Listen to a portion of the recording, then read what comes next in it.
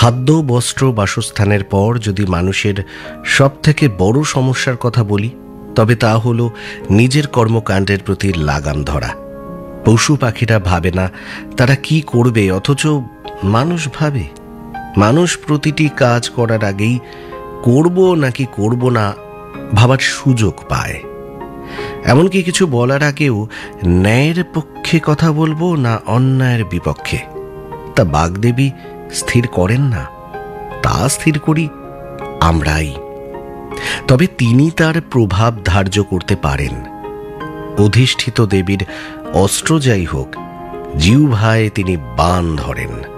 ফলে বাণের মতো কথা একবার বেরিয়ে গেলে তাকে আর ফেরত আনা যায় না। তাই এর ব্যবহার অত্যন্ত মেপে করা উচিত। অস্ত্র শিক্ষার নিয়মিত তাই। আজকাল সোশ্যাল মিডিয়ার বারবারন্তে ধৈর্য কমছে। আমরা আরও যেন বেলাগাম হচ্ছি। অনেক সময় এমন কিছু কথা অন্যকে বলে ফেলছি, পরে নিজেরই খারাপ লাগছে। অথচ নিবিষ্ট হয়ে বসে ভাবলে সমাহিত মন বলে দেয় আমার ওই মুহূর্তে কি করণীয় ছিল। এটাই তো ধ্যান। জীবনে চলার পথে প্রতিটি মানুষের ধ্যান এবং যোগাভ্যাস করা অবশ্যই উচিত। ওতে মনের লাগাম ধরা যায়, মনকে নিজের হাতে বেঁধে রাখা যায়। স্বামী বিবেকানন্দ তো সেদিন ধ্যান করেছিলেন দেবী সরস্বতীর।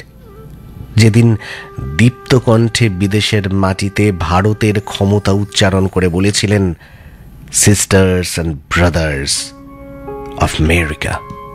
সোম শুভ্র বন্দ্যোপাধ্যায়ের বার্তা, শিয়ারশোল, রানীগঞ্জ, পশ্চিম বর্ধমান থেকে। আর এই বার্তা দিয়েই শেষ করব আজকের ভোরাই। সময় একদম নেই। সঙ্গে ছিলাম আমি সোমক, তবে কোথাও যেও না।